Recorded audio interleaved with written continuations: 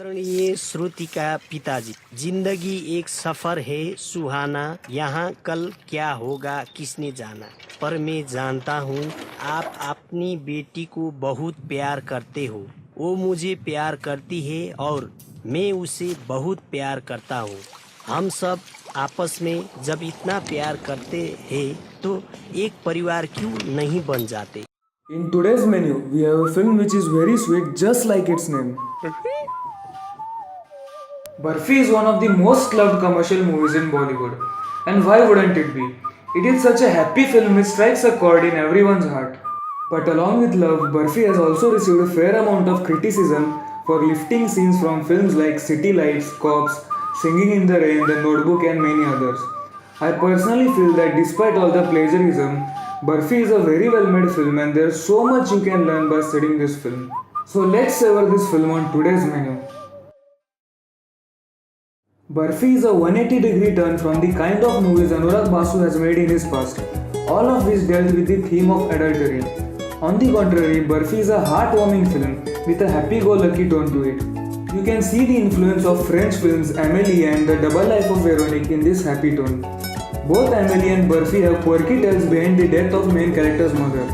Similar to Amélie, Anurag Basu makes use of quirky situations, music, voiceover and color grading to maintain the sweet and happy tone of the movie. The narrative structure of Barfi is highly non-linear. Many viewers had complained of this non-linear structure as too confusing and unnecessary. Let's have a look at the events in the film in linear fashion. The first segment of the story, set in 1972 Darjeeling, happens over the romance between Barfi and Shruti. The next segment happens in 1978 when Barfi kidnaps Jilmil in order to secure money for his father's treatment. The next segment is set in 1978 Kolkata where Barfi and Shruti reunite and Jilmil disappears again. The next segment happens over the course of Barfi's arrest and interrogation, Jilmil's presumed death and aftermath. And the final segment is set in present day where Barfi is on the verge of death in a hospital. The film begins at the final segment. Barfi's well-wishers have gathered in the hospital and are fondly talking about him. हमको नहीं बात करना उसके बारे में, कुछ नहीं। हमारा आधा लाइफ निकल गया उसका पीछा करते करते। The colors in this segment are desaturated and grey color is used to emphasize old age. Shruti is on her way to meet Barfi in the hospital when she flashes back at the beginning of 4th segment. After a humorous chase sequence, Barfi is arrested and taken away to Darjeeling.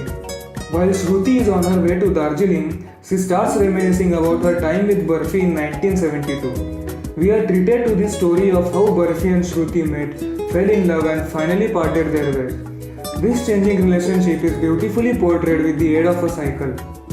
During the scene when Barfi approaches Shruti for the first time and is rejected right away, he bumps his cycle and falls down. This indicates the jolt he has just suffered in his love life. Once they become friends, we can see their relationship progressing through the medium of cycles. Initially, Shruti is riding solo on her own cycle. As they grow closer, she starts to occupy the back seat of Barfi's cycle. When they are totally into each other, we see her sitting on the frame of the cycle. When he is jilted by Shruti on the advice of her mother, his cycle breaks down, symbolizing their breakup.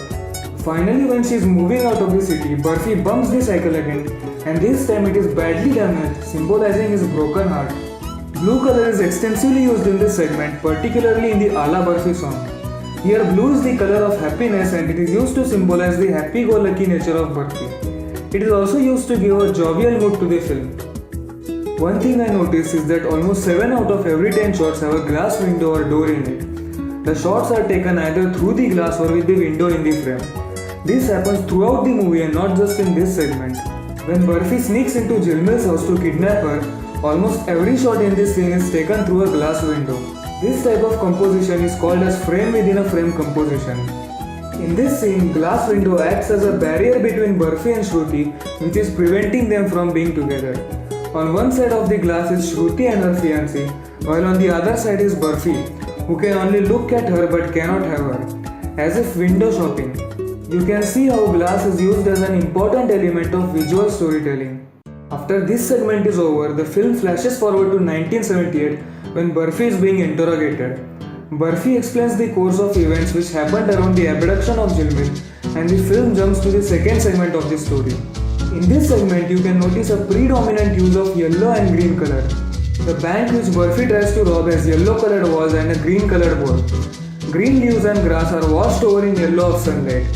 The color of Burfi's clothes, the color of the bus, all of it is yellow-green.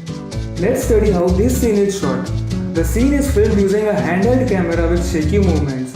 This is done in order to give the audience a feeling of chaos happening in the scene. As Jilmil gradually begins to calm down, the camera also becomes increasingly stable. By the way, did you notice the three musicians playing music at various points in the film? The musicians are invisible to the characters in the film but are visible to the audience. This is a director trademark of Anurag Basu which was seen in his film Life in a Metro as well. Once we reach at this point in the segment, the film again flashes forward to Burfi's interrogation. While Burfi is in police station, Jilmil is apparently killed in the process of exchange for ransom. The cops continue with interrogation and the film flashes back at the point in second segment where we had left off. Jilmil, who has grown fond of Burfi, refuses to leave him and Burfi takes her with him to Kolkata. The story then moves to the third segment where a chance encounter leads to reunion of Burfi and Shruti. In this frame, Shruti is sitting between Burfi and Jilmil, which is used to highlight that Shruti is intruding in their relationship. A jealous Jilmil disappears and Shruti seeks the help of cops.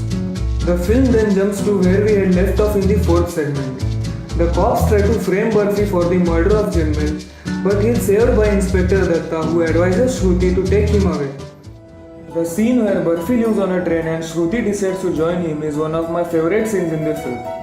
This scene, which lasts for 2 minutes and 9 seconds, contains 25 shots of different types, like full shot, medium shot, cut-in shot, medium close-up, and close-up. All these shots are edited together to make one amazing scene. The climax scene is also wonderfully edited.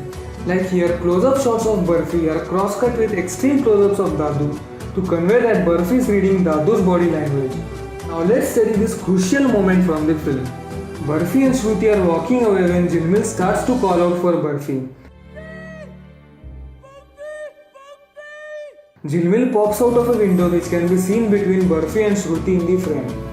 This is used to emphasize that Jilmil is trying to intrude into the relation between Burfi and Shruti. We then get a close-up on Shruti to highlight the dilemma she is facing. In the next shot, Burfi steps forward and covers up the view of Jilmil. Her view is blocked from the frame to highlight that Shruti is contemplating about removing her out of their lives and thus out of this frame. When Shruti finally makes up her mind that Burfi is better off with Jilmil, the shot is taken from an angle such that Jilmil is visible in the frame again. This is done to show that Jilmil is now about to be a part of the picture again. The film then returns back to where it had started. All the well-wishers are done with their tales about Burfi. Burfi and Jilmil die together peacefully and Shruti is left shattered by their deaths. So this is how the film jumps back and forth in time. And this is supposed to be a happy film. So how could Anurag Basu let it end on a sad note? So he ends it with one last flashback to a happy moment in their lives. ना लफ्ज़ खर्च करना तुम, ना लफ्ज़ खर्च हम करेंगे, नज़र के कंकड़ों से खामोशियों की खिड़कियाँ यूँ तोड़ेंगे मियाँ के मस्त बात फिर करेंगे, ना हर्फ खर्च करना तुम।